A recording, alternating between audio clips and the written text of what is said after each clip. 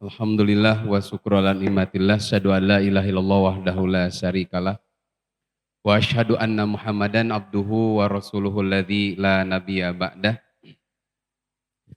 Puji syukur milik Allah, sahabat-sahabat yang Allah muliakan, pada hari ini kita dipertemukan kembali. Mengawali perjumpaan kita kali ini, saya sampaikan satu kisah ya, bukan kisah sebetulnya. Curhatan seorang perempuan. Di salah satu masjid, saya nggak akan sebutkan masjid Trans Studionya mah. Oh sudah ya. Dia ketika diberi kesempatan sesi bertanya, nah beliau nanya, dulu ketika kami pacaran, karena dia udah menikah, calon suami sayalah yang membuat saya berubah. Dari asalnya tidak berhijab, kemudian dia sedikit-sedikit, bahasa kemarin itu hijrah. Tahun 2015-2016an lah. Gelombang hijrah luar biasa. Alhamdulillah suaminya itu rajin dulu katanya ikut kajian. Sigana pemuda hijrah. Dia putuskan untuk segera menikah dan memberi motivasi calonnya untuk berhijab dan alhamdulillah berhijab. Kedua-duanya rajin ikut kajian dan alhamdulillah menikah. Bayangan kita kan kalau sudah dua-duanya hijrah, rumah tangganya barokah, keluarganya sakinah, mawadah, warahmah.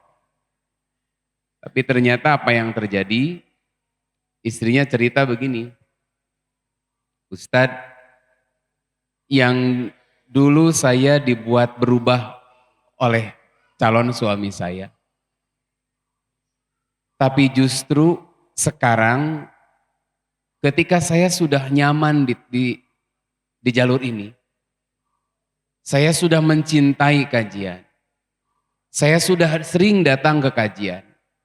Bahkan saya mengusahakan setiap malam bisa bangun malam. Tapi apa yang terjadi dengan suami saya, jangankan diajak bangun malam, sholat malam. Sholat 5 waktu saja ke masjid sudah luar biasa susah. Weekend diajak untuk kajian saja berbagai alasan. Itu setelah kami menikah lebih dari 1 tahun. Saya pernah ceritakan ke Akang MC ya, Kang MC berdua ini. Biasa kan kalau orang belum nikah itu matanya belum normal. Kapan mulai normal? 1 bulan, 2 bulan dari pernikahan mata mulai normal. Mulai kelihatan begini loh pasangan. Nah sampai sekarang suami saya masih semacam itu. Tapi di sisi lain saya yang dibuat hijrah oleh beliau, justru saya sudah nyaman di tempat ini. Nah satu beliau tanya bagaimana saya menyadarkan kembali suami agar satu frame lagi seperti dulu. Padahal dulu yang semangat ya. Saya nggak akan bahas jawaban saya kepada akhwat tadi. Tetapi ini minimal jadi gambaran teman-teman sekalian. Ketika orang kemudian meninggalkan kemaksiatan, memilih untuk berhijrah, ingat hijrah itu bukan sekedar pindah. Tapi man hajaro ma nahallahu anhu. Orang yang berani menjauhkan, meninggalkan apa-apa yang Allah larang. Dan dia sudah bisa itu. Ingat setiap orang kembali ke jalan Allah, maka ketika itu pula setan tidak suka. Maka setan akan mencoba menggoda supaya dia kembali ke jalannya. Jadi kalau orang sudah hijrah, jangan gambaran udah tenang, udah nyantai. Nah makanya nggak sedikit saya pernah cerita termasuk yang di teaser ya, bukan t-shirt ya. Dia menjadi orang yang motivator hijrah lah. Kalau disebut pendakwah kayaknya belum. Ngisi kajian di beberapa tempat, diundang ke beberapa tempat, tapi luar biasa, kemudian dia kembali ke habitatnya lagi. Akan ada yang semacam itu. Jangan kaget, kenapa? Itulah namanya perjuangan. Ketika orang kemudian mendapatkan hidayah, yang tersulit itu memelihara hidayah yang sudah ada dalam diri. Makanya kita sudah mempelajari ada satu doa di surah Ali Imran ayat ke-8 kalau tidak salah. Kita diajarkan doa Rabbana la tuzigh qulubana ba'da id hadaitana wa hab lana min ladunka rahmah innaka antal wahhab. Ya Allah, jangan Engkau condongkan hati kami kepada kesesatan setelah Engkau beri hidayah kepada kami. Saya dapat berita gitu dan dapat pertanyaan, Tad, nah ada orang yang dulu, mohon maaf misalkan ya, dia ustadz dulu, gitu, tapi kok sekarang jadi pendeta. Dulu dia orang yang grand ambassadornya seorang yang busana muslimah, kok sekarang membuka kerudungnya, membuka auratnya. Orang yang mohon maaf, dia hafiz Quran tapi di penjara bukan karena agamanya, tapi karena korupsi misal. Saya katakan sangat mungkin. Sekuat apapun tadi imannya, maka setan tuh akan terus datang menggoda. Karena hidup itu perjuangan. Hingga akhir waktu Allah menjemput, selama nyawa masih di kandung badan, selama itu pula setan akan menggoda. Makanya kita bahas hari ini, dulu ada kalau tidak salah buku ya, saya lupa judul aslinya, kalau nggak salah bahasa Arabnya Al-Mutasaqqitina ala Thoriqid Dakwah. Orang-orang yang berguguran di jalan dakwah. Jadi setelah semangat, kemudian melemah, melendoi, melehoi, meninggalkan dakwah atau mungkin di antara teman-teman pemuda hijrah kalau sekarang kebanyakan angkatan baru ya. Angkatan-angkatan lama ada yang istiqomah tetap di jalannya, tapi nggak sedikit kemudian yang mohon maaf misalkan ya, keluar dari jalurnya. Kenapa? Nggak kaget, karena selama manusia hidup setan akan terus menggoda. Maka hidup adalah perjuangan kita mempertahankan hidayah yang sudah ada. Contohnya tadi, gitu. Suaminya yang membuat dia hijrah, suaminya yang membuat dia berhijab, tapi ketika sudah menikah suaminya yang duluan berhenti. Kan keren tuh, bukan keren sih, goreng gitu lah. Suami yang membuat dia berhenti. Bisa jadi, saya juga dulu punya teman, dia yang ngajak saya ngaji, dia yang memperkenalkan ke dunia kajian, dia yang memberikan nasihat ke saya teh, Mam, kalau bahasa Sundanya, ngaji teh ulah kurung batokeun. Apa kurung batokeun itu bahasa Indonesianya? Nyep kurung batokeun lah, silakan nanti cari di Google-nya. What is the meaning of kurung batok? Gitu. Artinya kali-kali keluar atau ngaji teh. Dia ngajak, diperkenalkan ke kajian ini, kajian ini, kajian ini. Tapi yang duluan berhenti nu ngajakna.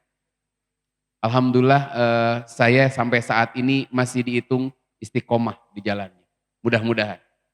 Bahkan di satu masjid saya bisa jadi the last man standing lah. Jadi dulu punya kajian kayak begini gitu. Remajanya lumayan banyak karena yang namanya kajian remaja itu nggak akan lama. Paling bertahan 5 tahun. Jadi kalau pemuda, kalau remaja tuh kajian nggak akan lama, paling tahan tuh 5 tahun. Makanya kalau pemuda hijrah bisa tahan sampai 10 tahun keren. Karena aneh katanya lamun pemuda hijrah 10 tahun ya kene mustamina. Berarti naon lain pemuda deh itu. Ya kan? Pemuda tuh 5 tahun. Karena kalau saya sendiri kalau dihitung-hitungan fase usia sudah bukan syabab lagi. Bukan pemuda lagi. Ngan asa ngongoraeun weh. Gitu ya. Jadi kembali ya, bahwa kadang orang yang ngajak kita, orang yang memberi motivasi kita justru dia yang pertama kali berhenti. Mungkin dulu ada orang yang berjuang bareng, ada orang yang the last man standing, dia yang tetap berada. Saya juga sama dulu. Kajian banyak, kenapa? Karena nanti kita bahas, apa sih yang menyebabkan orang tidak istiqomah dalam menerima hidayah yang sudah dapat? Salah satu yang paling mendasar teman-teman sekalian, yaitu an-niyatu. Bab niat. Makanya penting sekali ketika kita melakukan satu amal, diinstal niatnya. Saya sering canda saya dulu, kade ngaji mah niatnya kan aya nu tolabul eceng gitu. Ya mencari cinta gitu. Ada yang mencari teman gitu. Ada yang sekedar ya mencari dunia lah pokoknya mah. Sugan we lah menang tenang, sugan menang babaturan, sugan menerima dapat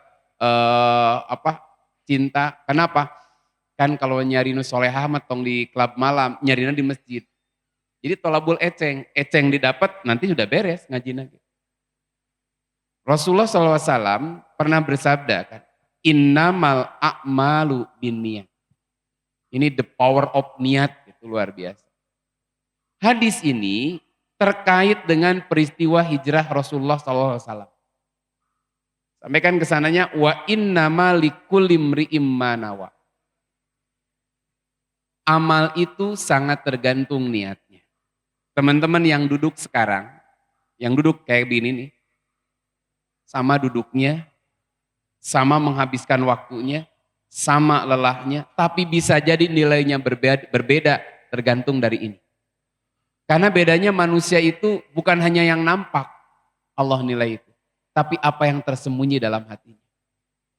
Makanya kan kita akan menemukan beberapa ayat yang bunyinya Allahu alimum bidatis sudur. Allah Maha tahu isi hatimu. Ini luar biasa.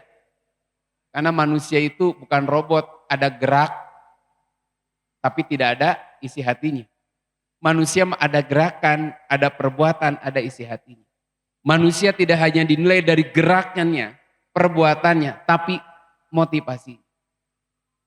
Orang sholatnya sama, takbirnya sama, ruku sujudnya sama. Bisa jadi nilainya berbeda dari isi hatinya. Dan Allah tuh Maha tahu. Yang berbicara ini kalau misalkan mohon maaf, yang dicari bukan karena Allah, mungkin teman-teman di sini nggak akan kerasa. Orang nggak ada yang tahu, tapi Allah tuh Maha tahu. Niat dibalik setiap ucapan, setiap penampilan kita. Nah itu pujian kita gitu. Nah pengen aya rekamannya di YouTube gitu. Atau pengen viral gitu. Atau betul-betul karena Allah. Nah makanya innamal a'malu binniyat. Amal itu dilihat dari niatnya. Wa innamal likulli imri'im ma nawa. Setiap orang akan dapat pahala buah dari apa yang ia niatkan. Nah, lalu Nabi memberi contoh. Faman kanat hijratuhu ila dunya yusibuha au ilam ro'atin awim ro'atin yankihuha fahijratuhu ila ma hajaro ilaih. Siapa yang hijrahnya karena dunia yang ia inginkan, karena perempuan yang ia ingin nikahi, maka hijrahnya sampai di sana. Mereka semua nih yang hijrah itu menghabiskan atau menempuh perjalanan yang sama. Mekah, Madinah itu 400 kilo lebih. Mendapatkan kesulitan yang sama. Tantangan yang sama. Karena bisa jadi perjalanan dicegat oleh musuh, mati mereka. Tapi yang membedakan adalah motivasinya. Ternyata enggak semua orang yang hijrah dari Mekah ke Madinah, ilallahi wa rasulih. Hijrah kepada Allah dan Rasulnya. Tetapi tadi, sugan di Madinah mah usaha teh leuwih lancar. Mudah-mudahan kalau di sana mah bisnis saya lebih lumayan rame. Dan di Mekah ge sangsara. Maka mudah-mudahan kalau di Madinah mah lebih cerah. Ada juga yang mencari seorang perempuan sehingga ada istilah muhajir umu kois. Ada janda jahe lah, janda herang mungkin saya nama. Seorang janda cantik, rebutan para pemuda walaupun second gitunya, tapi diparebutkeun berarti ada sesuatu yang luar biasa. Ada berita beliau hijrah maka dikejar oleh mereka. Tapi pertanyaannya, apakah semua akan mendapatkan perempuan ini? Belum tentu. Apakah semua orang yang mengejar dunia pasti dapat? Belum tentu juga. Tapi yang jelas mereka nggak dapat apa-apa dari sekedar apa yang ia niat. Capeknya sama, lelahnya sama.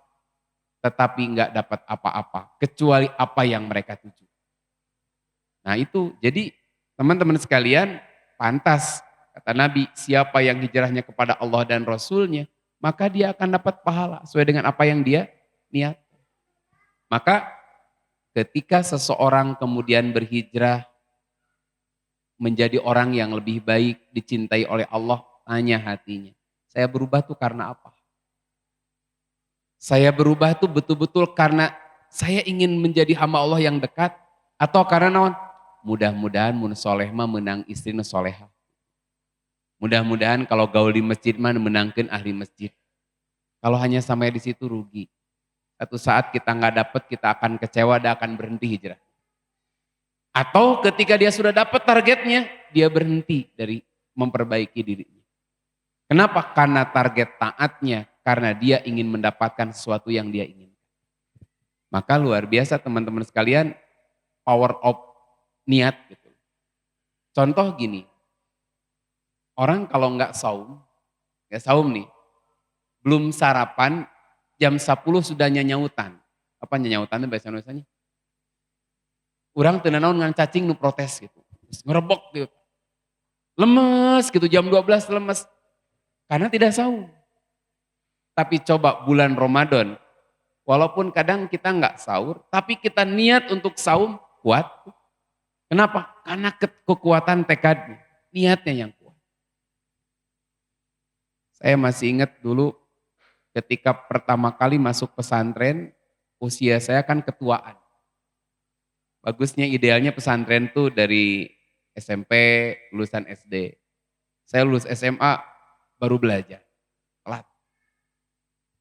Tetapi karena saya motivasi, saya kelihat kitab-kitab tuh, ya Allah, nu jabri gue hese, kong moye gundul gitu. Duh, itu nu jabri gue hese. Ima saura jeung pajenggut-jenggut anu gundul ya, hese ya. Kumaha cara macana, gitu. Baca Quran ge balelol. Gitu. Tapi saya punya niat luar biasa, ya Allah, saya ingin mengetahui isinya seperti apa. Berikan kemudahan, maka Allah memudahkan. Makanya poin pertama, ketika kita sudah ingin tetap bersemangat dalam beribadah kepada Allah, perbaiki niat. Saya kasih contoh di rumah tangga saja. Yang udah nikah nih ya, nu duaan pan enak saya rekeanana da geus narikahnya. Nikah itu ibadah bukan? Tuh, kerennya ibadah dan geus mentak cerah katingali. Sudah berapa bulan sekarang? Oh, udah normal berarti.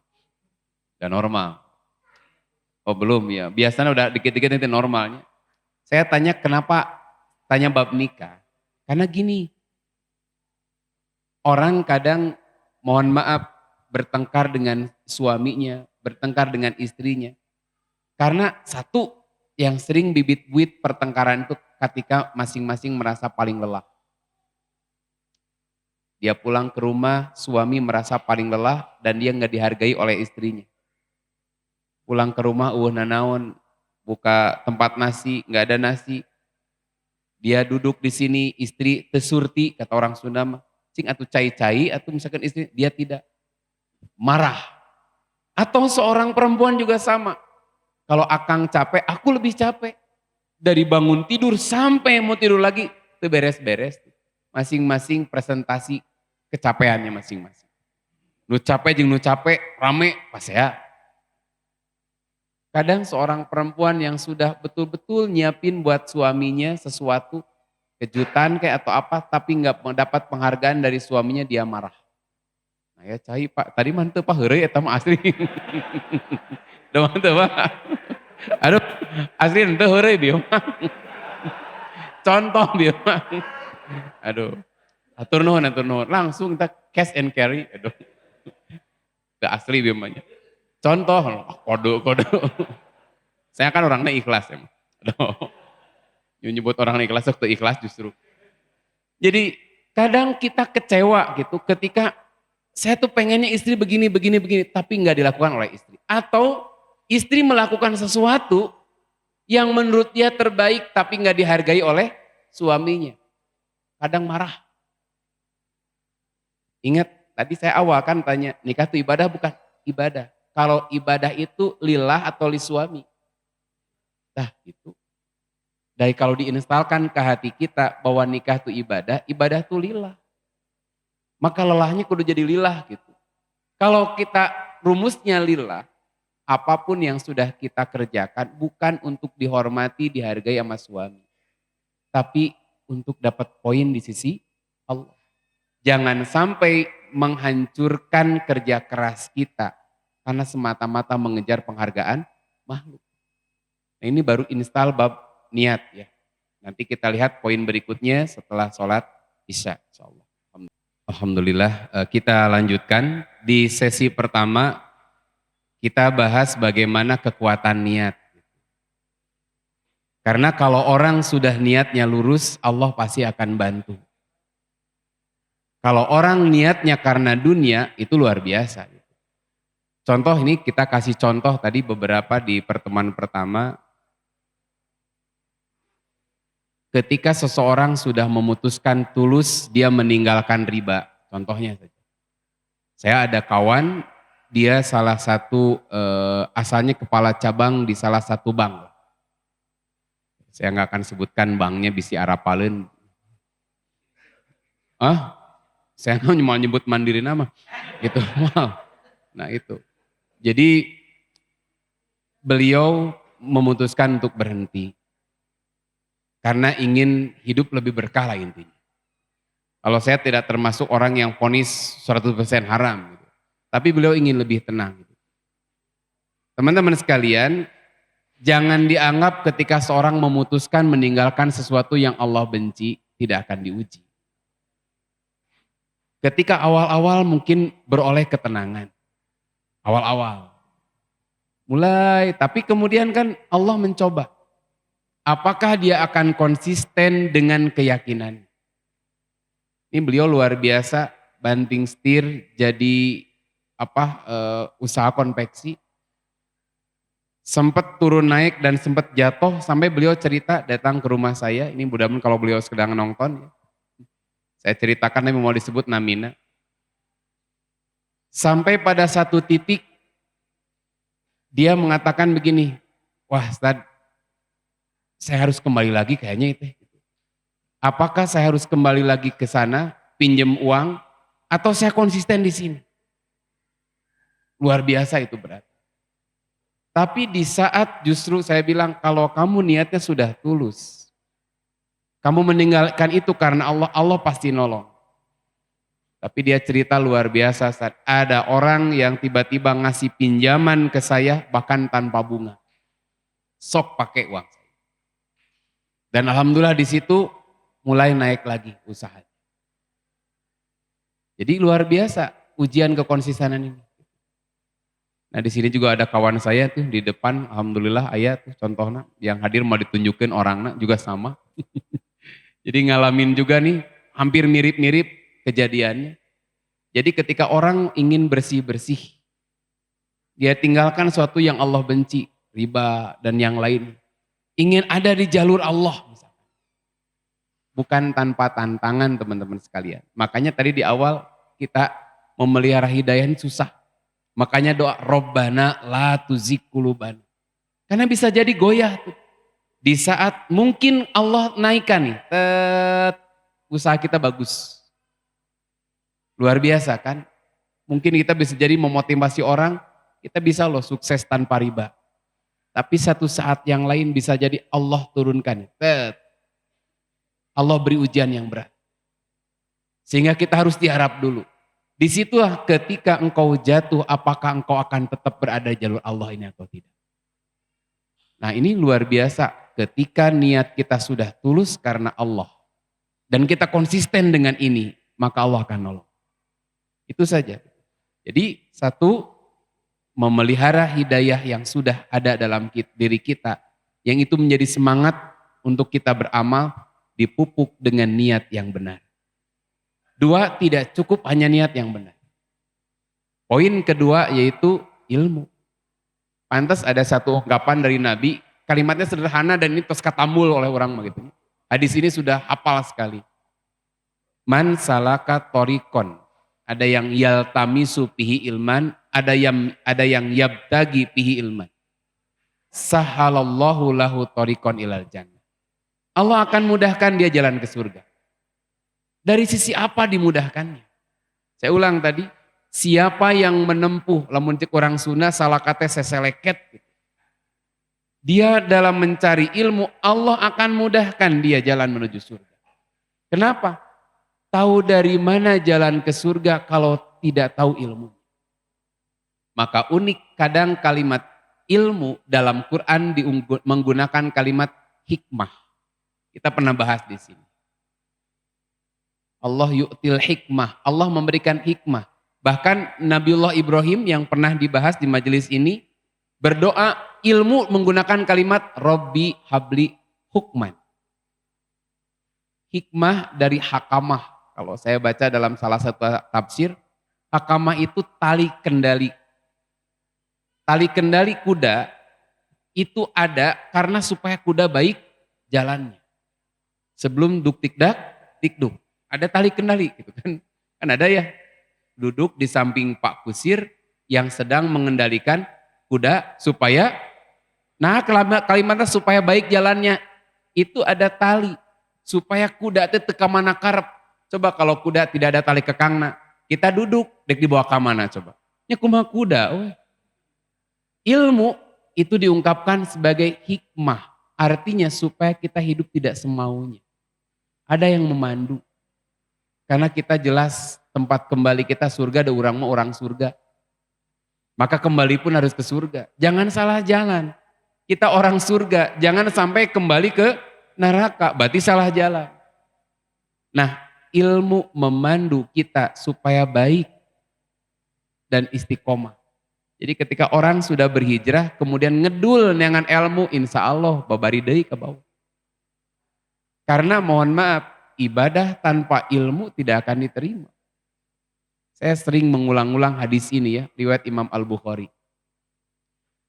Ketika Rasulullah tengah duduk, ada orang yang sholat. Ini kita bahas pernah kalau tidak salah di sini juga ya. Dia datang kepada Rasulullah, dia mengucapkan salam, Rasul menjawab salamnya.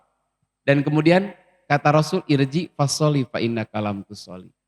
Ulangi sholatmu karena kamu belum sholat. Orang ini mengulangi lagi sholat. Beres sholat dia datang lagi kepada Nabi dan Nabi mengatakan kalimat yang sama. Irji fasoli fa inna kalam tusoli. Ulangi sholatmu karena kamu belum sholat. Sampai 2-0 kan. Sholat lagi. Dia datang kembali kepada Rasul dan kembali Rasul mengatakan irji fasoli fa inna kalam tusoli. Ulangi sholatmu karena kamu belum sholat. 3-0. Setelah itu baru dia mengatakan ajarkan saya Rasulullah. Saya tidak bisa lebih baik dari ini. Artinya sholat saja tanpa dasar ilmu yang benar itu tidak diterima. Bahkan Nabi menyuruh mengulang lagi. Kenapa? Nabi ingin menguji. Cing bener tuh. Kahiji, pertama, kedua, ketiga. Masih seperti itu juga. Oh dia belum tahu. Nabi ngajarin. Maka kalau kita ingin istiqomah tetap hidayah ini dalam diri kita. Jangan pernah putus untuk mencari ilmu. Karena surga gak akan diraih oleh orang-orang yang bodoh. Saya akan pernah sampaikan. Ketika di akhirat nanti. Kita itu akan berdiri di hadapan Allah ditanyai 4 hal. Salah satunya ilmu. Apakah dia amalkan atau tidak. Jadi nusok ngaji mah bakal ditanya ku Allah. Diaudit nih. Matak mending tong ngaji. Anu teu ngaji mah langsung asup ka neraka. Yang naon ditanyaan deui atuh. Yang ditanyaan mah berilmu. Nah ini ilmunya apa? Nah, dalam hadis yang lain, man yuridillahu bi khairan. Siapa yang Allah kehendaki kebaikan pada dirinya, Allah akan tanamkan semangat untuk mencari ilmu. Kenapa? Yufaqihu fiddin. Jadi siapa yang Allah kehendaki nih kebaikan pada dirinya, Allah tanamkan semangat untuk mencari ilmu. Kenapa? Karena dengan ilmunya dia tahu jalan yang benar. Sok tahu ini halal, ini haram. Ini sunnah, ini bid'ah. Ini hak, ini batil. Mustahil kalau orang hanya hijrah saja kemudian dia tidak berilmu. Makanya mencari ilmu itu bukan mencari waktu luang. Tapi harus meluangkan waktu. Betapa banyak saya punya teman-teman dulu. ketika dia masih jadi pekerja, masih meluangkan waktu. Jadi pekerja. Tapi ketika naik jadi manajer, jadi manajer leungit. Hilang sih. Sampai saya candain kemarin itu. Jadi ketika dulu masih jadi pekerja, padahal luar biasa ritme kerjanya, lebih capek di Batan jadi manajer. Gitu. Tapi ketika itu dia masih mau meluangkan waktu, bahkan bela-belain apa izin, jadwal ngaji izin saja. Tapi ketika sudah jadi manajer, nah hage jadi manajer mah teu izin, tad kudu jadi contoh nu baik, mun abdi loba izin kumaha tah kitu geura. Jadi mending siga kamari dinya menjadi pegawai leutik mata doakeun sing turun deui darajat teh gitu. Nah, keur naik apa keur di bawah mah bagus, tapi ketika naik ka mana? Mun Ustaz pan kamari mah abdi izin ka manajer, tak abdi mah ayeuna manajerna. Saya bingung gitu kan. Mun abdi izin ka saha dan saya harus bertanggung jawab. Saya dedikasi saya tinggi ke pekerjaan saya gitu. Tak susah. Mata tad kemak kana weekendkeun pangawasan teh. Oke, pindahkeun kana weekend anger teu datang. Ka mana ai di dinya eueuh? Oh, tad cenah ieu teh da waktuna cenah family time. Apaan Senin sampai Jumat ripuh gawe, tas Sabtu Minggu waktu keluarga. Teu ajak ngaji, buka-buka leutik tad. Lalu kalunya mun diajak ngaos teh sok ngaganggu, aya we alasanna teh. Boga budak leutik cenah kalau dibawa itu ngaganggu nu lain. Jadi iraha tuh engke budak geus dewasa, kumaha lamun anak sudah dewasa, maut sudah datang, tong ngadokaeun kitu atuh sad sing panjang umur abdi teh. Hese. Itulah ujiannya. Contoh kan, belum menikah, rajin ngaji siga kieu teh, dacan payu. Gitu ya. Kayak geus payu mah hese gitu kan. Maka ini ujian para MC kita nih. Saya udah bilang tuh hati-hati nih. Kalau nanti sudah nikah, apakah akan berhenti atau tidak gitu kan. Nah, karena sudah menikah itu ujian tuh lebih besar. Walaupun mungkin kajiannya mau kajian siga kieu geus nikah mah, nanti khusus kan genre dewasa kan. Anda kan belum dewasa. Nah, ini dewasa gitu kan. Gede wadah sangu maksudnya dewasa dan geus garendut baradag gitu. Jadi inilah yang saya katakan pentingnya dipupuk dengan ilmunya.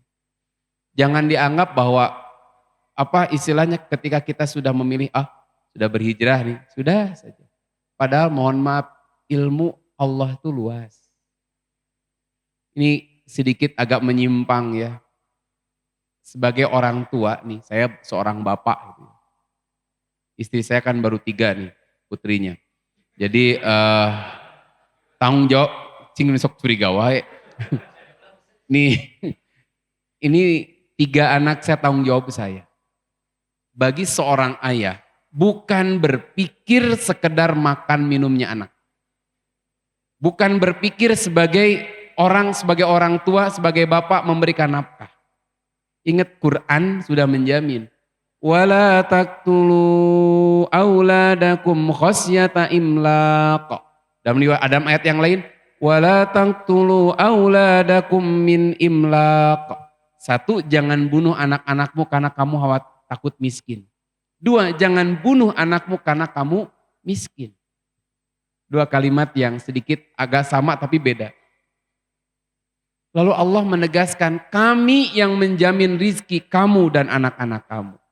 Tapi enggak sedikit seorang bapak dari pagi sampai sore, bahkan sampai malam, kepala di kaki, kaki di kepala, sampai di atas normal dia. Itu gaweana teh. Kepala di kaki, kaki di kepala gitu. Sampai ada apa denganmu sebetulnya? Padahal dia sudah dikasih bintang di surga. Ya Allah. Tapi dia tetap di belakangku. Itu luar biasa gitu. Jadi sampai tadi kepala di kaki, kaki di kepala. Ngabelaan naon anakna. Padahal teman-teman sekalian ini kalau nanti calon ayah nih. Istri dan anak kita tuh dijamin rezekinya oleh Allah. Yang gak dijamin teh surga dan nerakanya. Tapi kadang seorang bapak lupa itu. Sok lihat ya, rata-rata anak-anak belajar ngaji itu usia berapa tahun? SD. Survei di beberapa masjid, nggak tahu di masjid ini ya. Rata-rata anak ngaji itu usia kelas 1 sampai kelas 5. Kelas genep geus hese. Kelas 6 itu susah. Tuh sampai kamu meledak Pak. Gitu. Kelas 1 sampai kelas 5. Kelas 6 tuh udah luar biasa susah. SMP apalagi. Dulu ketika masih di Alatip, alhamdulillah ya, gara-gara terputus oleh Covid-nya, kita harus mulai lagi nih, berjuang dari awal lagi. Dulu banyak sekolah-sekolah yang mengirimkan anak-anak sanawiyah SMP-nya ikut kajian kita. Anak SMA-nya diwajibkan sampai wajib nulis. Mudah-mudahan ini kita juga nanti kerjasama juga ke teman-teman yang di sini para guru, anaknya dikadariekeun deui, ke wajib nulis deui gitu. Saya masih ingat tuh, saya harus tanda tangan jika Ramadan. Dia tanda tangan, karena wajib datang gitu. Karena rata-rata teman-teman sekalian, anak SMP, SMA tuh sudah jarang ngaji sekarang. Aslinya. Padahal mereka tuh betul-betul usia benar-benar harus dibimbing dengan ilmu yang benar. Tapi di saat butuh bimbingan justru jauh nih. Ada link yang hilang. Makanya di masjid linknya gini. Ini kalau bukan ceritanya nggak di masjid ini. Di dia anak-anak zaman dulu yang hidup sekarang. Udah ini depan nih. Anak-anak dulu yang hidup sekarang. Anak-anak tahun 70-an lah. Sini nih. Depan. Anak di sini anak tahun 80-an. Kali itu ada tahun 80-an. Kali itu gejelok tek bedak SD.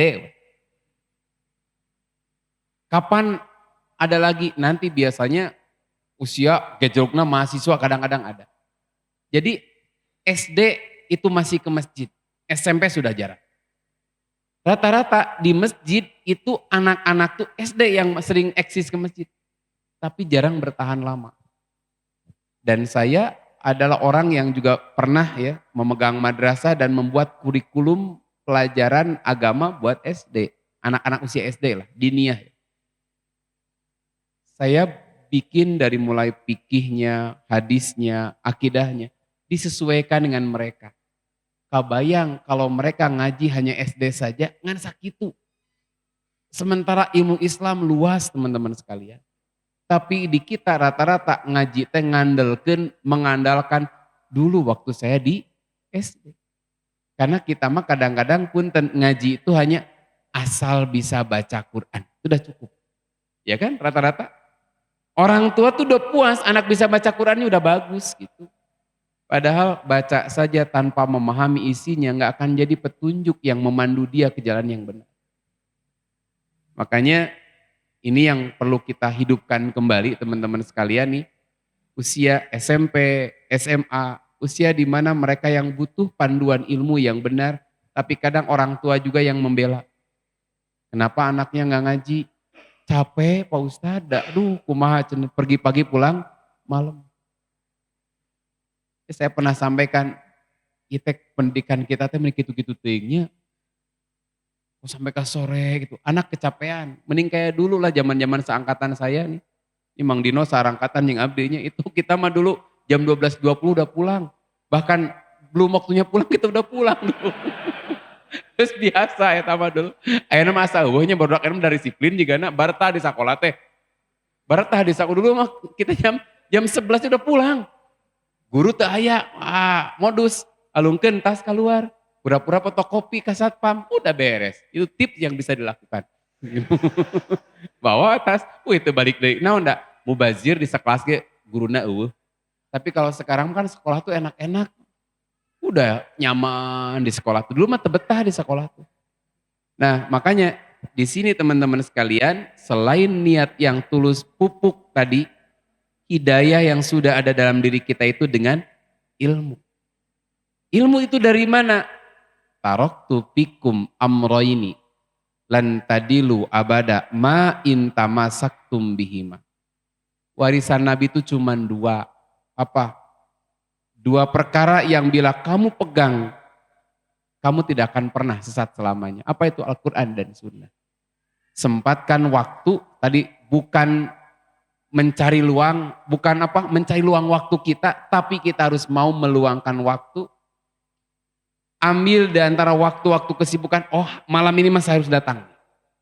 Beda teman-teman sekalian nih, kalau yang live streaming, aku live streaming nonton di YouTube bisa bari ngagoler. Bisa kia. Nyawa-nyawa naon, YouTube geus pindah ke mana meren. Mana yang geus pindah ke mana. Itu beda. Majelis ilmu ini luar biasa. Kan gini, di antara kita semangat dalam beribadah itu kalau kita tahu keutamaan. Makanya nanti poin berikutnya ya, setelah ilmu supaya kita tetap mampu nih semangat memelihara hidayah yang sudah ada, adalah kita belajar dari dengan ilmu itu mengetahui fadilah, keutamaan setiap amal yang kita lakukan. Timbulnya semangat teman-teman datang ke sini, salah satu diantaranya, satu surga jelaskan. Kan ada orang santri rada sompral ke Ustadz teh. Tad, kalau begitu dari hadis tadi, man salaka torikon yaltamisu fihi ilman, sahalallahu torikon ilal jannah. Sahalallahu lahu torikon ilal jannah. Itu bagi santri, bagi ustadznya. Bagi mustami, bagi ustadznya hadis itu. Siapa yang menempuh jalan untuk mencari ilmu, Allah jalankan, mudahkan dia jalan menuju surga. Itu bagi siapa? Mustamina atau bagi ustadznya? Ya gitu, berarti muliakan yang sah. Mustamina. Menempuh jalan mencari ilmu. Kapan ustadz nama geus dijero? Ustadz nama geus dijero. Aduh, ayah we. Jadi Anda kan baru mencari kan, ustadz nama terus di jero gitu. Ayo kade, paling di surga ustadz nama. Aduh. Atuh dah, eta ku santri dikitukeun mata ku saya mah dibalikeun deui nek basa Jawa nek cek bahasa Gus Bah mah cangkem elek. Cangkem elek melawan cangkem elek deui. Tad, kalau begitu santri itu lebih mulia daripada ustadz. Kenapa? Bukankah mereka yang menempuh jalan mencari ilmu? Berarti mereka yang dimudahkan jalan menuju surga. Ustadznya jawab, mohon Anda dimudahkan, kita udah jadi di dalam. Kapan sebelum jadi ustadz saya tekieu heula gitu kan.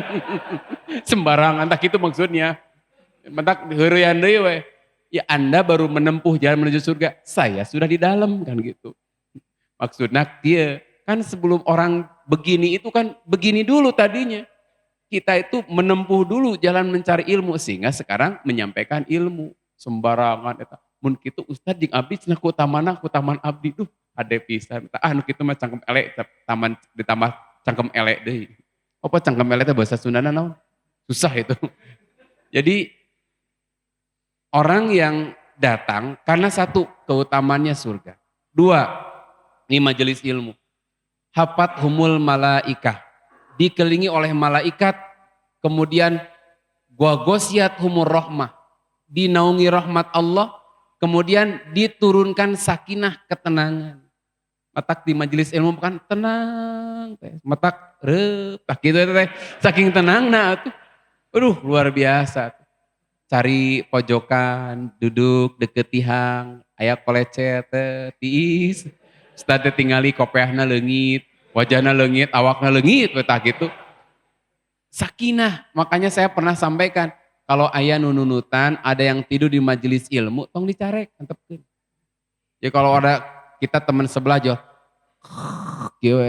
sampai kieu, jangan pernah dibangunkan, biarin saja. Dia itu sedang berobat. Obat ngantuk apa? Nyak itu berarti sedang berobat. Dia sedang sakinah, tenang gitu. Susah, mahal itu ngantuk itu luar biasa. Jadi teman-teman sekalian, pentingnya ilmu sebagai pendorong beramal adalah kita mengetahui padilah setiap amal. Padilah majelis ilmu. Kalau nontonnya di YouTube, mual karasa, hafat humul malaikah. Gitu. Makanya saya pernah sampaikannya, ada mencari ilmu ala Sunda mah, masih ingat 5D itu ya kan? Datang, duduk, diam, dengar, dahar mun aya. Kan gitu kan 5D gitu. Maka orang datang ke majelis ilmu luar biasa pahala. Teman-teman datang make motor ka dieu gitu. Dihitung muterna sabaraha. Sabaraha kali muteran tah. Ayeuna manganing pertamak jeung pertalit mahal kan. Bahkan pertalit sejak naik ayeuna jadi boros aneh. Nah boros udah macet jadi boros beak deui. Gitu kan. Jadi teman-teman yang berjuang datang ke tempat ini itu luar biasa. Beda atuh jeung nonton streaming di rumah jika kieu bari ngopi itu disuguhan watir. Nah eta kan di rumah mah ngeunah make roti bakar, martabak, geunah nu di imah mah kan aya mie tek-tek mah ngade mah gitu.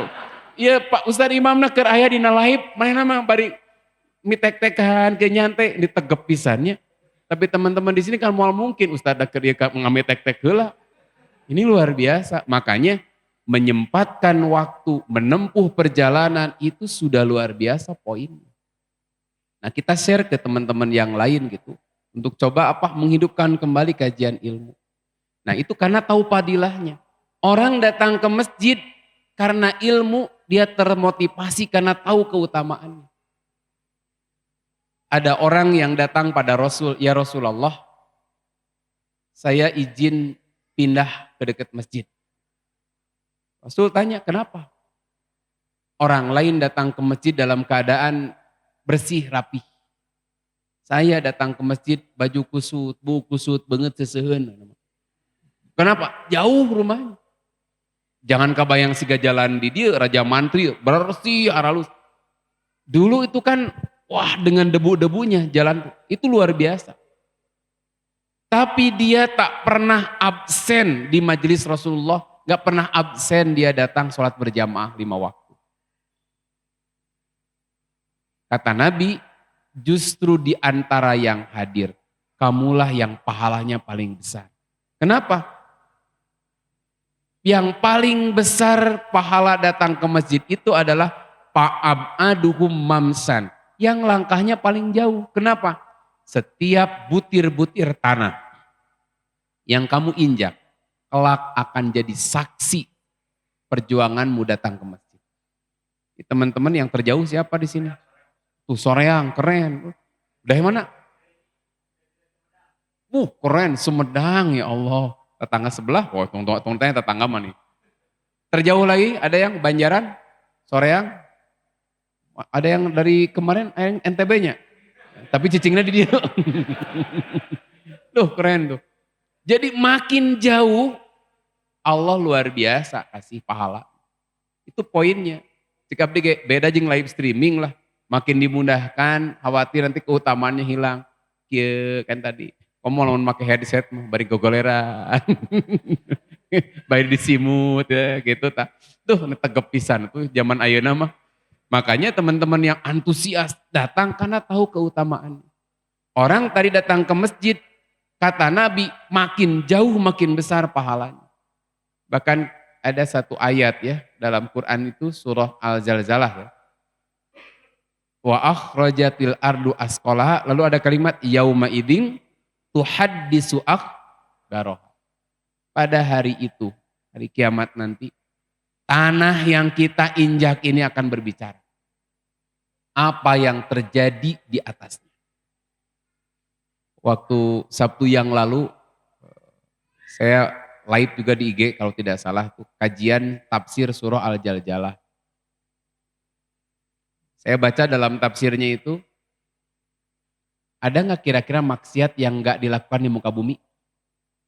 Ayat tuh, maksiat yang nggak dikerjakan di muka bumi. Pasti maksiat itu zina, pembunuhan terjadi di muka bumi, ya kan? Contoh lah kalau yang lagi aheng, lagi rame sekarang misalkan KM 50 antara fakta dan realita atau apalah gitu. Kan kita tidak tahu yang sebenarnya.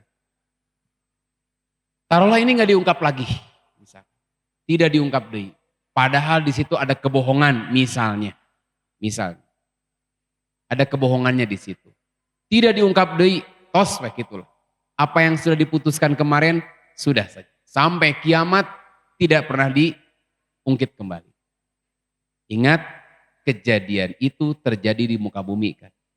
Yauma idzin tuhaddisu akhbaraha. Ternyata ada Pak Polisi yang nyeletuk begini. Jangankan nanti. Benda mati saja hari ini bisa bicara. Mayat saja bisa cerita. Loh kok begitu? Mayat saja bisa cerita. Kebayang tuh maut bisa ngobrol jeung urang. Maksudnya gini. Contoh gini katanya. Jadi kalau ada menemukan mayat, itu bisa dilihat mayat ini berapa hari meninggal, dari apa? Belatung, apakah keluar belatung atau serangga tertentu, katanya. Gitu. Kalau baru keluar belatung itu mayat belum lama matinya. Tapi kalau keluar ini sudah lama. Itu baru poin satu. Untuk memberitahu kapan sih dia mati. Gitu. Kemudian apalagi sekarang dengan teknologi forensik sekarang kan dibedah sampai orang bisa berkesimpulan ini penyebab kematiannya. Itu teh seolah-olah mayat itu berbicara. Apalagi teknologi Allah tuh. Yauma idin tuhaddisu akhbaroha. Bahkan alam saja itu bisa merekam minimal suara. Ini saya pernah dengar ceramah satu guru saya dulu lah. Jadi kalau di rumah kosong tiba-tiba mendengar suara, ulah disangka hola itu suara jin. Cing jin teh da suara abdi mah teu kitu henteu bisik jin teh. Ulah gampang nyangka jin, diurang makan kadang-kadang sesuatu yang ketika akal kita sudah nggak mampu mencerna, biasanya disangkakan ka saha? Jin. Anak tiba-tiba pulang sudah disunat. Ini disunatan ku saha? Sangkana ka saha biasana? Jin. Bisa jadi ku malaikat bisa kan? Nah, orang mah jin deui jin abdi mah teu tiasa nyunatan di bare oge gitu. Urang mah kana jin deui ini watir. Lamun jin usil dikepretan urang sadayana.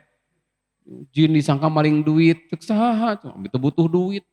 Itu abdi mah meser naon teu kedah nganggo artos eta. Uang kita aja dibawa ke Amerika nggak laku. Rupiah orang dipakai ku jin meuli bisa henteu? Henteu. Oh mau di alam jin itu kan. Nah, makanya kita kadang-kadang ketika akal tidak mampu mencerna sok disangkakan kanu goib. Ini beliau cerita di rumah itu kadang suara-suara yang terekam di situ. Ketika itu rumah ditinggalkan kosong sekian lama, itu suka memantulkan kembali suaranya. Sampai ada dulu kalau salah ada seorang ahli komputer yang menceritakan tentang apa warna hideung yang suka merekam, itu diantaranya. Pohon besar tiba-tiba keluar suara andong, gemerincing, itu tuh bisa merekam suara yang terdahulu, terekam di situ satu saat akan memantulkan suaranya. Ulah waka kanu goib heula. Nah ini artinya nggak ada sesuatu di muka bumi ini yang tidak disaksikan oleh Allah. Makanya teman-teman yang datang ke sini menempuh perjalanan jauh, setiap butir tanah itu akan bersaksi. Kurang maka dalil deui ya. Bisa dianggap hoax. Boleh nggak adan sendirian? Boleh nggak adan sendirian? Harus. Wah ada ayah adan manya lalu limaan. Allahu Akbar, Allahu Akbar, Allah, Allah, Allah, Allah. Banyak adan ayah backing vokalna kan. Ayah adan pakai backing vokal tuh anu falsetna anu Allah, Allah, Allah. Wah, itu. Kebayang bareng ban Allah. Karena namanya ada teknologi sekarang tuh bisa satu orang bisa dibikin tuh 4 versi gitu. Adan itu harus seorang, namanya ayah backing vokal. Nah. Maksudnya adan di tengah kesendirian. Misal teman-teman camping. Solo bipak tuh apa namanya itu? Ya pokoknya sorangan lah, solo camping. Masuk waktu subuh. Boleh adan nggak sendirian? Walaupun nggak ada jamaahnya. Jamaahna babi hutan, paling terus naon deui teh lah, nu tarasa rolat kan main nama. Boleh adan azan saja. Kalau tidak salah Umar atau siapa saya lupa ya. Dia menasihati seorang pengembala, bila engkau di tengah-tengah kambingmu adan saja. Jadi gerokan, tapi ulah di dieu mah da geus aya Masjid Nurul Falah. Allahu Akbar, Allahu Akbar. Allah mengampuni seorang muazin itu madda sauti sepanjang suaranya. Batak adan mau ulah ngerep. Allahu Akbar, Allahu Akbar. Ulah gitu naon pandua harkat Ustad ulah gitu eta mah. Nya adan teu indah pisan. Sing panjang misalkan. Allahu Akbar, Allahu Akbar. Tidak ada jamaahnya. Kata Nabi, tidaklah jin. Tuh, kan jin pasti ayah ya. Dia ge ayah. Jin mah ayah. Ulah liok-liok, wah didinya, tapi si jinnya gitu. Tiadalah jin, binatang, bahkan pohon-pohon, batu-batu di situ akan menjadi saksi terhadap lantunan adan yang diucapkan. Itu contohnya saja. Jadi apalagi teman-teman yang datang ke masjid tadi, tiap butiran tanah itu akan jadi saksi. Kan ada kalimat tuh dalam surah Ad-Dukhan ya. Fama bakat alaihimus sama'u wal ardh. Ada ya kalimatnya ya? Langit itu dan bumi tidak akan menangisi orang-orang kafir.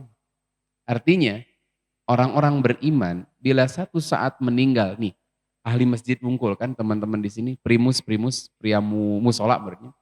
Primus Wungkul ya, pria muslim. Ketika kita wafat bukan hanya manusia yang menangisi kita. Tapi apa? Masjid tempat kita memakmurkan pun ikut menangis. Tapi orang kafir mah pama bakat tidak akan pernah menangis apa ditangisi oleh langit dan bumi. Sementara orang-orang soleh itu karena apa? Karena di atas bumi, di atas punggungnya terjadi kebaikan. Tapi bumi teh ararateul. Kalau di punggungnya dipakai maksiat, maka kadang ada satu bahasa, ketika orang melakukan satu kemaksiatan, maka perut bumi lebih layak daripada punggungnya. Nah itu, jadi teman-teman sekalian, padilahnya. Kemudian padilah orang sholat datang berjamaah. Kata Nabi, kalau orang tahu akan pahala 2 sholat, karena ada 2 sholat yang terasa berat oleh orang-orang munafik. 1 sholat isya, 2 sholat subuh. Kalaulah orang tahu akan besar pahala pada keduanya, la atau huma walau habwan. Orang akan datang walaupun sambil merangkak. Saya sampai ada seorang bapak ya, beliau sudah wafat sekarang. Itu dari rumahnya ke masjid itu ada mungkin dari sini sampai ke depan sana, gapura depan. Tapi beliau tak pernah naik motor. Karena itu bisa naik motor memang. Jalannya itu sudah ngagesor. Tahu ngagesor tuh. Selangkahnya tuh sajengkal pun enggak. Sampai saya bilang, Ira nepina ke masjid. Tapi luar biasa, subuh enggak pernah absen dia datang. Karena kalau dia tahu pahalanya, orang akan datang ke masjid walaupun sambil merangkak. Jadi semangat beramal tuh ketika kita punya ilmu tentang fadilahnya. Makanya kalau kita pelajari hadis-hadis tentang satu amal, mesti yang awal tuh apa? Fadilah. Orang semangat, mohon maaf, misalkan berwudu, ternyata luar biasa.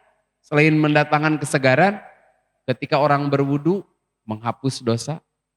Kan yang paling banyak dosa tuh apa? Mata. Bibir ditahan, mata rek beureum hese kan. Ningali, beureum, nabrak kurang bahaya. Gitu. Mata kita, telinga kita, kaki kita, tangan kita, dengan berwudu Allah hapuskan dosa. Kemudian dengan berwudu identitas kaum muslimin. Kita akan dikenali sebagai umat Nabi ketika kita berwudu. Ini luar biasa. Padilah wudu, padilah sholat berjamaah, belum lagi padilah tahajud, padilah tilawah Al-Quran. Orang akan semangat melakukan satu amal ketika orang mau mempelajari tentang keutamaan-keutamaannya. Tuh. Jadi niat pertama niat lurus, 2 ilmu, dari ilmu kemudian meningkat kita mengetahui padilah satu amal. Kemudian setelah itu bagaimana? Setelah tahu padilahnya, maka harus terdorong kita untuk mengamalkan ilmu yang sudah kita tahu. Di sini butuh perjuangan. Dalam mengamalkan ilmu itu ada satu ada beberapa poin nanti. 1, musaro'ah atau bersegera ketika kita dipanggil oleh Allah. Jadi setelah ilmu kan harus beramal nih. Karena tahu padilahnya. Kalau sudah tahu padilahnya, dia akan bersegera melakukannya. Jangan nunda-nunda. Dulu pernah kita bahas, Allah berfirman, wasari'u ila magfiratim mir rabbikum warahmah. Mir rabbikum wa jannah, maaf. Wasari'u ila magfiratim mir rabbikum wa jannah. Ini kita bahas di pertemuan sebelumnya. Jadi kalau kita sudah tahu padilahnya, keutamaannya, kenapa harus ditunda-tunda? Segera. Tahu padilahnya menikah, sok buru-buru nikah. Ustaz ada SD kene, tungguan lah atau SD kene mah. Tahu misalkan, ya artinya ngukur kan. Kalau orang tahu keutamaan satu perkara, maka dia tidak akan tunda-tunda kecuali segera mengerjakannya. Ali bin Abi Thalib ketika beliau diutus untuk berdakwah. Beliau memberikan gambaran kepada Nabi, kepada Ali itu. Wahai Ali, la'an yahdiyaka rojulan. La'an yahdiya rojulan bika, kalau tidak salah. Tiadalah seorang laki-laki mendapatkan petunjuk karena dakwah kamu. Maka itu lebih baik daripada engkau memiliki unta berwarna merah. Jadi ini keutamaan orang berdakwah mengajak orang lain. Seseorang tercerahkan karena dakwah kita, karena ajakan kita, dia mendapat ilmu, maka itu lebih berharga daripada kita punya Alphard. Buat apa ngajejer Alphard gitu depan rumah kita? Buat apa Danu Batur? Gitu. Kita bangga juga buat apa Danu Batur kabeh gitu. Jadi andai kita memiliki kendaraan paling mewah, ingat kendaraan paling mewah nggak lama. Setahu saya gitunya naik Alphard, naik Avanza, nepi nama sarua. Ngan kalah keren. Saya pernah sampaikan, sok kalau kita ke undangan bahagia mana naik Alphard jeung naik angkot. Tergantung nu saha heula mobilna. Andai orang diajak nebeng ya, Alphard jeung angkot, kira-kira bahagia mana kira-kira? Alphard atau angkot? Tergantung juga. Ari di Alphard na calon, mah di jerona kan bahagia gitu. Ieu mana Alphard tatangga, terus kita masuk teh cicing di pang tukangna di pojok, terus kabeh jararudes nu ngajak ngobrol, kita teh bersahada cicing pang sorang anak kecepet ya kada paling ujungna teh nu ngajak ngobrol jiji acan cing bahagia moal. Gusti ya Allah, itu ngobrol masing-masing kita nggak diajak ngobrol kaduhung milu. Tapi coba teman-temannya naik angkot, anu jandelana tuh bisa ditutupkan. Jandel bahan itu kan, panpul age tah, angin gelebuk, makin ngebut, makin luar biasa. Apalagi supirnya teh gering anu sok ngebut teh, anu sok ditoel teh, mang tong ngebut teuing sieun. Atuh sieun mah tuturkeun abdi. Kunaon itu bari peureum geura abdi ge bari peureum nyupiranana. Itu sieun mah. Itu teh kon jingjet ka dieu itu padahal sudah di ngacana geus sajam ya. Tapi karena ketemu dengan teman-temannya ngobrol heureuy rame, walaupun begitu itu bahagia. Turun na angkot teh mereka bahagia walaupun keadaannya kararacow. Tapi naon loba batur. Menderita ge ari loba batur mah sok bahagia. Saya pernah sampaikan dulu kalau orang jalan ke sawah 10 orang, 1 jatuh, yang ketawa yang mana? Kesalapan. Wah, disengserikeun kan. Tapi coba kalau kebalik, orang jalan 10, yang jatuh yang 9, da seserian nu salapan. Yang serikeun, ai maneh teu milu labuh tak gitu. Iwa dongeng lah, meng tetunduh gitunya. Satu saat aya hiji raja ya, boga anak 2, lain, boga hiji raja. Boga anak 2 mah jaman bareto. Dia punya rakyat yang akhlaknya sudah keterlaluan. Jadi ada kebiasaan mandi di satu telaga, telanjang, laki-laki perempuan di situ. Sebagai raja ini bahaya, ini ikhtilat ya bahaya nih. Ini akhlak yang gak bagus. Udah bereskan. Raja dengan pakaian lengkapnya dia datang. Tadi nerek nyarekan anuker mandi di situ di telaga karena mereka laki-laki perempuan campur. Dia marah-marah raja tuh. Tapi apa kata yang di bawah tuh? Raja gelo, semuanya kompak menyebut raja gila. Dia bingung disebut raja gelo kudu ditalanjang. Akhirnya dia buka bajuna milu ditalanjang. Tak ayeuna geus cager gajah teh. Nah kadang-kadang begitu. Jadi tengah-tengah orang-orang yang begitu kita beda itu repot. Mata ketika milu gelo pasti ayeuna mah tos cager gitu. Jadi Tuan Raja sudah sembuh karena Tuan Raja sudah sama seperti kita. Jadi luar biasa nih. Makanya teman-teman sekalian, setelah orang mengetahui fadilahnya, orang harus punya semangat untuk memenuhi, untuk melakukan apa yang sudah kita tahu. Kalau Allah memanggil, kan nanti ada beberapa tipe orang memenuhi panggilan Allah. Satu, ketika dipanggil langsung kayak teman-teman. Hayya poster ngaji, siap, hayu. Sang nu ngeusina ustad sahawai, hayu, datang gitu pokoknya nama. Mun ustadna urang nu tampil gitu. Nah gitu mana siapa gampang itu semangat tuh. Dua, ada orang yang ketika dipanggil tuh pelan sekali. Dia halaunan, pengajian geus bubar karek datang. Mana nu ngaos teh? Sepi cenah. Undangan kan bada Isya. Enak kan jam 10, jam 10 kan bada Isya. Mohon bada Isya jam 10 tapi geus bubar kabehanana. Itu masalah kan, itu rada susah itu. Jika kia tuh tukang cendol, padahal orangnya cendol bukan? Bukan, walaupun kahina disebut cendol tapi datang udah bermi payu kan. Peuyeum eta. Nu dipanggil peuyeumna tapi nu datang saha? Jelemana. Ada yang segera, ada yang lalaunan, kayak gitu. Kurang kesel. Geus hasrat tadi urang mah tada butuhna ge. Ada yang ketika dipanggil lompat. Makin dipanggil makin menjauh. Saha kira-kira? Bangsat eta. Sok. Jang, woi jang. Makin keras kita memanggil, bukan ngadeketan, beuki ngajauhan. Tah, kita tipena nu mana yuk? Hayya ala sholah, datang. Bahkan sebelum adan datang, karena dia nu adana. Itu semangat kan? Aya anu, hayya ala sholah, nyasewe, datang ke dia guys, biridan, bubar. Masbuk ngapoe. Aya anu, hayya ala sholah, lompat. Mata bangsat nu gitu. Jadi ini makanya wasari'u, bersegeralah. Jadi setelah orang tahu padilahnya, ketika orang ingin hidayah itu tetap ada pada dirinya, maka sekuat apa dia merespon panggilan Allah. Makin cepat dia merespon panggilan Allah, maka mudah-mudahan hidayah yang sudah Allah beri tetap bisa terpelihara. Ini baru berapa poinnya? Karena sudah jam 9:30 kurang, cukup dulu lah. Ini bersambung, pokoknya namanya masih ada beberapa poin yang lain.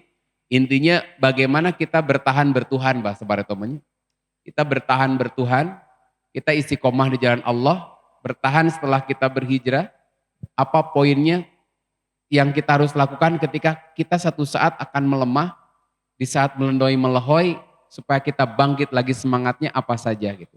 Tadi sudah saya sampaikan poin-poinnya, silahkan simpulkan sendiri. Ada waktu 5 menit, kalau ada yang mau ditanyakan, mangga ada MC yang siap menjawab, silahkan. Oh ada tidak? Kalau tidak ada kita cukupkan gitu. Ayah dari Ikhwan atau Ahwat yang mau disampaikan. Nah ini pertanyaannya menarik sekali orang Cileunyi. Yang menjawab boleh pulang duluan lah gitu. Yang bertanya boleh pulang duluan, nanti saya jawab setelah pulang. Sebutkan nama, domisili, hobi, sekolah di mana? Nama saya Fadli Alanka. Diandra. Oke. Fadli Alanka. Fadli. Andra. Fadli. Andra Ustaz. Oh nyala, Fadli lah. Oke, siap. Jadi jawabannya bagaimana Fadli? Pertanyaan Ustaz. Oh iya pertanyaan, sok atulah. Di Cileunyi Ustaz. Oh, di Cileunyi. Cianjur. Pakai motor? Pakai motor. Oh, Cianjurnya paling mana? Cianjurna paling paling dia. Paling dia mana? Ciranjang, Cianjur kota. Cipeyem Ustaz. Cipeyem deket Masjid Raihan tuh. Caket. Oke, ya itu. Karena saya suka di situ juga ya. Oh, Masya Allah. Gitu. Berarti sekampung ya. Asok ya. Aduh, orang Cipeyem ya. Silakan. Oke, gini Ustaz. Bertanya. Jadi itu tuh buat lagi rame tren hijrah tuh. Jadi dulu mutusin buat putar balik Ustaz. Putar balik itu kemana maksudnya? Sedikitnya dari kegelapan menuju terang benderang sedikit lah. Masya Allah. Bajuna hideung kene. Terus. Nah dulu tuh sempat pengen terjun ke agama karena tapi dulu tuh lulusannya SMA dulu tuh. Dan alhamdulillah sekarang masuk jurusan tafsir Quran di UIN itu rada berat. Nah gimana supaya biar dimudahin dalam menuntut ilmu karena ngerasa kayak saya dari SMA tapi masuk jurusan tafsir Quran yang bergelut dengan bahasa Arab, nahwu sorof dan lumayan. Aduh, jadi masalahnya apa? Jadi curhat berat, justru orang akan mendapatkan kenikmatan itu kudu berat heula. Jadi sekedar berbagi saja. Saya senasib dengan Anda. Saya anak SMA yang punya niat pengen bisa. Dan alhamdulillah kurang dari setahun saya bisa baca kitab. Kurang dari setahun. Dan saya punya santri juga, tidak hadir hari ini ya. Beliau juga bulan SMA juga, tapi bisa baca. Ada beberapa sekarang yang sudah alhamdulillah lancar. Padahal mereka notabene bukan dari pesantren tapi anak SMA. Artinya tadi bahasa Jermannya lamun keyeng tang tu pareng. Gitu. Manjada wajada. Bahasa Jerman lamun keyeng tang tu pareng. Jadi kalau kita bersungguh-sungguh pasti berhasil. Kalau Padli tadi sudah niatnya tulus, masuk tafsir hadisnya buat apa? Tafsir Quran buat apa? Saya ingin lebih satu ya, lebih dekat bisa mengenal Al-Quran dengan baik. Saya ingin bisa merasakan hidayah Allah dengan baik dengan saya belajar di sini. Maka yang paling pokok minta ke Allah untuk bisa dimudahkan. Bukankah Abu Hurairah pun pernah mengeluh hafalannya kepada Rasul? Rasul, saya teh suka lupa. Kalau orang suka lupa tuh berarti pernah ingat. Gitunya. Teman-teman di sini pernah lupa Al-Maidah enggak? Saya enggak pernah lupa. Karena saya pernah apal Abdi. Kalau Ustaz Hanan Ataki mungkin lupa surat Al-Maidah karena beliau hafiz bisa. Kalau saya alhamdulillah kan baru 35 saya. Jadi 35 juz itu kan lebih ke poho tajudul lagi kan. Jadi Abu Hurairah saja pernah mengeluh hafalannya pada Rasul. Dan beliau mendoakan Abu Hurairah.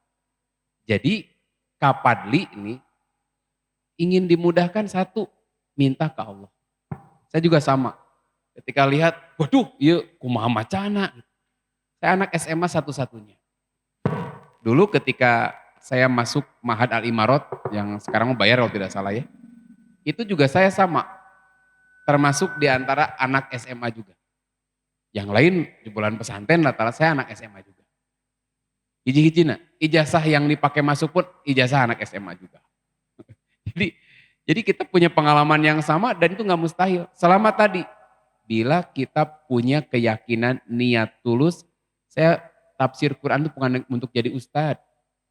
Bukan untuk jadi apa, tapi saya ingin dapat ridho Allah, saya ingin dapat bisa memahami petunjuk Allah dengan belajar ini, minta kemudahan dari Allah. Yang kedua tentunya al-ijtihad fi ta'alumihi, bersungguh-sungguh dalam mempelajari.